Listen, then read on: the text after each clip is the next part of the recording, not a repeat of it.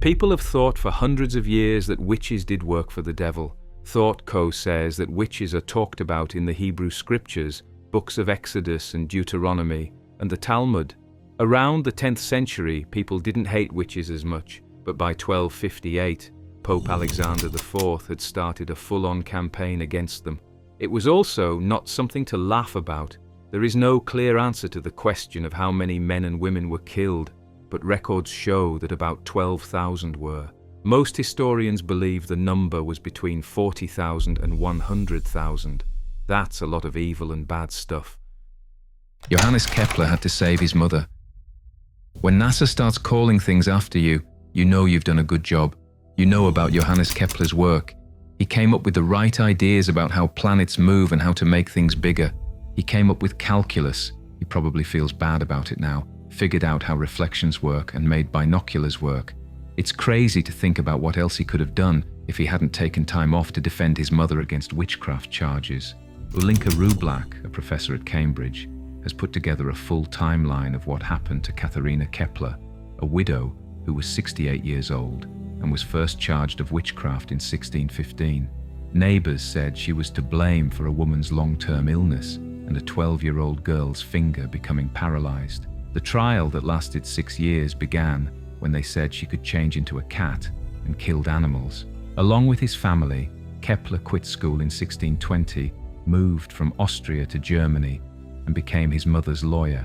The way Rublak looked at the case, he says, was scientific, which helped him find enough flaws in the charges to keep his mother from being burned at the stake. Still, the ending is sad. It's not too strange that she died 6 months after her trial was over, since she was chained to the floor of her jail cell for 14 months. In any case, science gets 1 point. The Papenheimer family.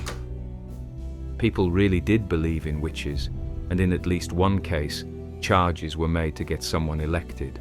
Michael Kunze, a researcher, says that the Papenheimers, a family of beggars who made ends meet by doing odd jobs, were caught up in a witch hunt in Bavaria. Duke Maximilian I used them to show what happens to people who don't follow the rules. 5 people in the family, Paulus and Anna, Gumprecht, 20, Michael, 22, and Hansel, 10, were all charged with different crimes in 1600.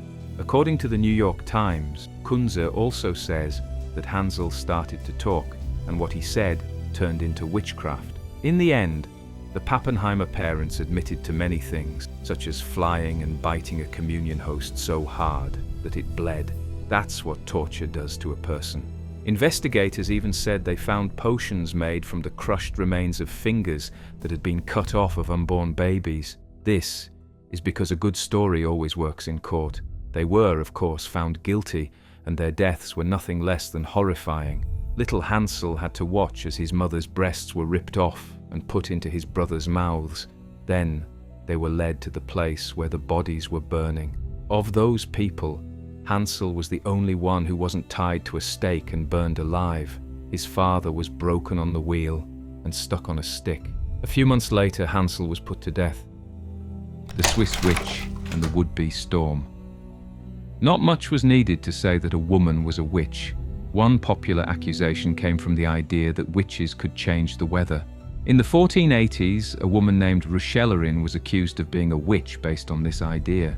People in Switzerland like to say that they are neutrally innocent, but in the 15th, 16th, and 17th centuries, they were in charge of their own number of witch hunts. Since witch hunting books have whole sections about weather that was caused by witchcraft, it's not surprising that they were blamed for things like the Little Ice Age. People said that Ruchellerin was a witch because they said she made a horse sweat blood, rode dogs, and tried to make a hailstorm happen.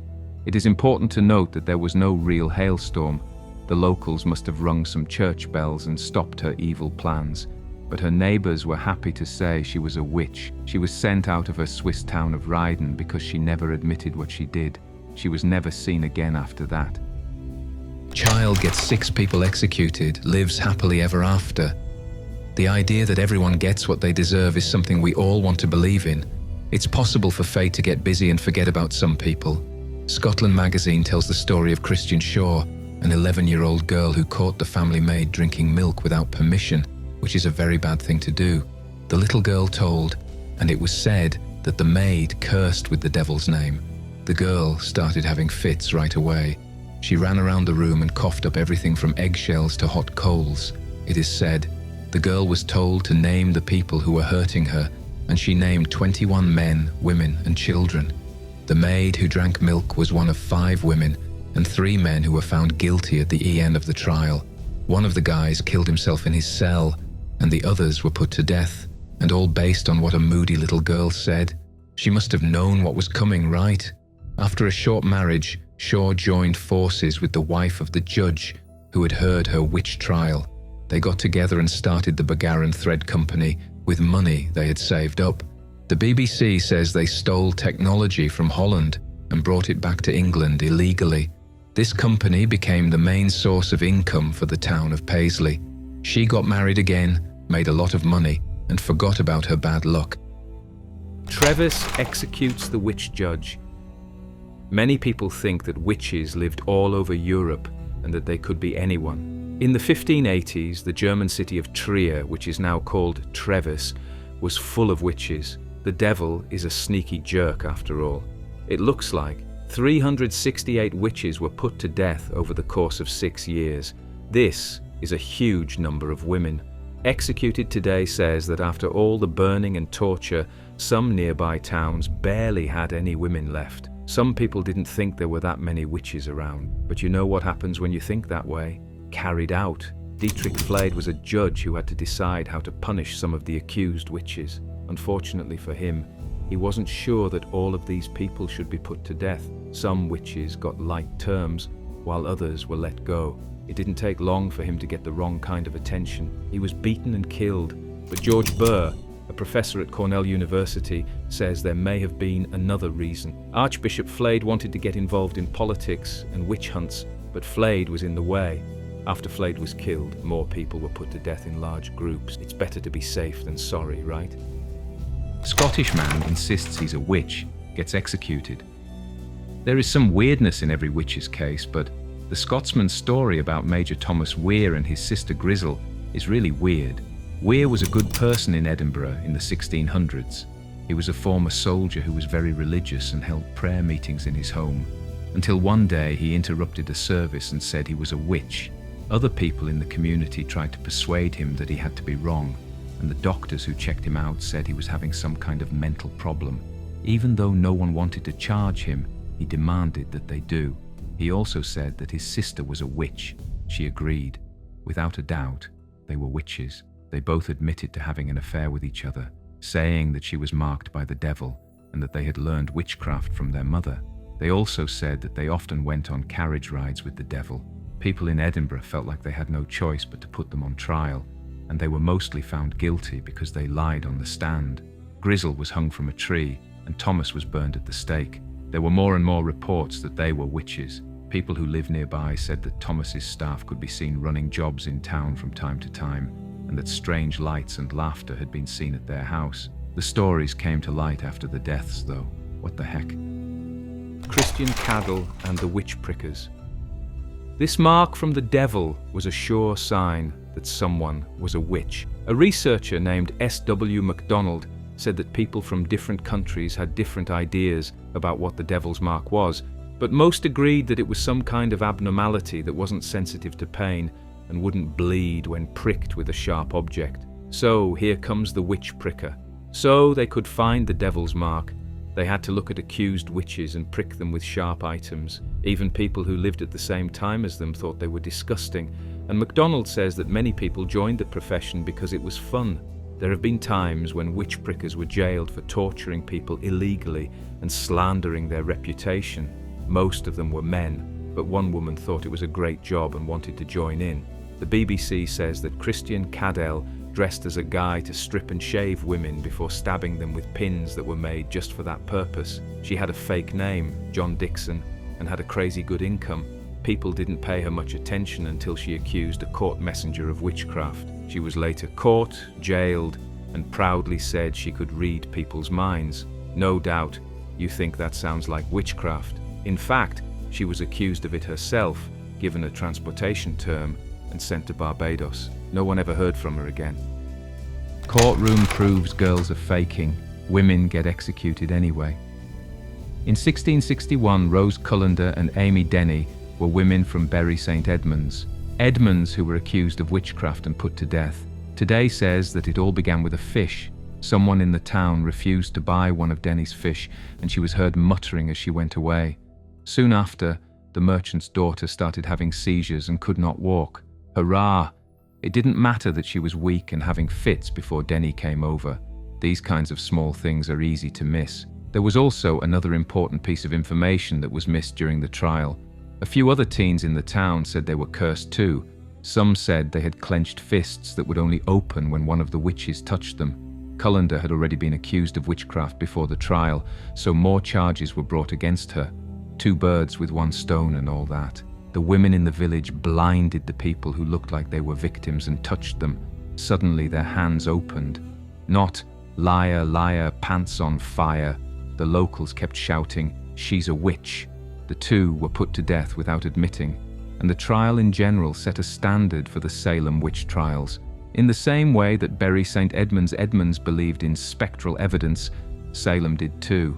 It's clear that kids have always been bad because more people died. James VI personally acts as inquisitor. You'd be wrong to think that kings and queens would find this witchcraft stuff funny. During his rule, Scotland's James VI, also England's James I and the James of the King James Bible, put dozens, maybe even hundreds of witches on trial. And that's just in the area around North Berwick. Historic UK says that it all began when he was on his way to Denmark to get married. During the whole trip there were storms, and what else could cause storms but witches? James started a witch hunt, but not many facts were written down. We do know that he quickly gathered about 70 women and said they were dancing like crazy on St Andrew's Kirk.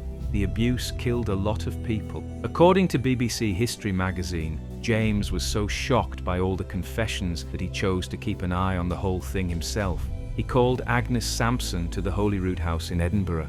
When she denied the charges, she was tortured while he watched with great delight. When Sampson allegedly told the king some private information she had about him, he became even more determined to find these evil women and get rid of them. James wrote a book about witchcraft and had a paper called News from Scotland printed to make the witch craze even bigger.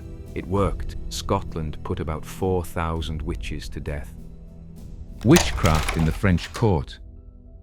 Claire Colvin and Anne Somerset say that the scandal that rocked Louis XIV's court began in 1676 and didn't end until 34 people were killed. It was called the Affair of the Poisons. A historian named Benedetta Faedi-Durami says that the French king's fear of getting hit by the poison and violence that had broken out at his court was what started the trial of the century. Only a few people were abused or hurt in other ways, but since most of them were regular people, there's no need to talk about them. Let's talk about Catherine Deshays instead. She was poor, but she got better off when people discovered how to make poison and potions and became big fans of her, the kind that wished someone else was dead. When her house was searched as part of the king's investigation, they found a lot of different potions, cauldrons, and materials like blood, bone, nail clippings, and all 3 of her bodily fluids. La Voisin, as she was called, was caught in 1679. She admitted to doing some shady things and said that high-class people were her clients. It sounds like they were harming everyone around them, which is why she was burned as a witch in 1680. To be fair, all of those charges probably had some truth to them. Matthew Hopkins becomes a professional witch finder. Historic UK says Matthew Hopkins began his job as a witch hunter in 1644. He was a strange person. He had just moved to Essex when he said he heard a group of women talking about witchcraft. All 23 of the women he accused died. 19 people died at the end of a rope, and 4 are in jail. He then called himself Witchfinder General, put himself in charge of a group of people who were pricked witches, and went to find more witches. Many of them were witches, and someone who is a little suspicious might think that his very high fee for finding witches had something to do with it. In just 2 years, he accused, tried, and eventually put to death about 300 women while making a lot of money. That's money from a raffle in the 1600s. Hopkins was known for torturing people to the point where they confessed. For example, He would keep a supposed witch awake for days on end to get her to say what she was doing. According to the BBC, there were also some very bad things going on. People believed Hopkins's witches weren't hurt or bleeding when they were stabbed because he used knives with flexible blades. But over time, people began to suspect he was not as honest as he seemed. History doesn't know how he died, but people say he still haunts Mistley Pond, maybe cursed by a witch. We can only hope.